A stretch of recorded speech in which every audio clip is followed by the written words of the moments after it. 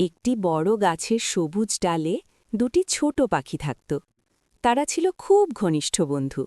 সকাল হলে তারা একসাথে আকাশে উড়ত, খাবার খুঁজত, আর বিকেলে সেই ডালেই ফিরে এসে গল্প করত। তাদের ছোট্ট বাসাটাও ছিল খুব সুন্দর। ডালপালা, শুকনো পাতা আর ঘাস দিয়ে বানানো সেই বাসায় তারা সুখে দিন কাটাত। একদিন হঠাৎ করে মেয়ে পাখিটা খুব অসুস্থ হয়ে পড়ল। সে আর উড়তে পারছিল না। তখন ছেলে পাখিটা তাকে একা ফেলে কোথাও যায়নি। সে প্রতিদিন দূর থেকে খাবার এনে তাকে খাওয়াত।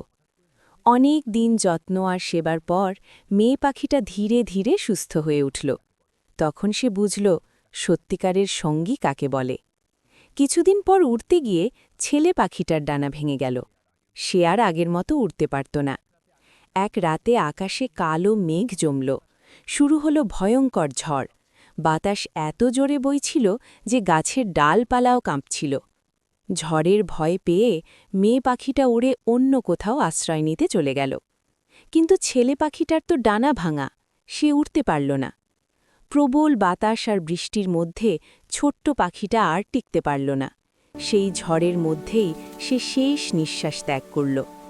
ঝড় থামার পর মেয়ে পাখিটা আবার সেই গাছে ফিরে এলো। ডালের কাছে এসে সে দেখল ছেলে পাখিটা আর নেই।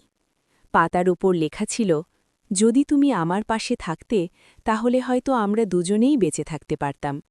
লেখাটা পড়ে মেয়ে পাখির চোখে জল এসে গেল। সে বুঝতে পারল ভয় পেয়ে চলে যাওয়াটা ছিল তার সবচেয়ে বড় ভুল। সত্যিকারের ভালোবাসা আর বন্ধুত্ব মানে হল বিপদের সময়ও পাশে থাকা।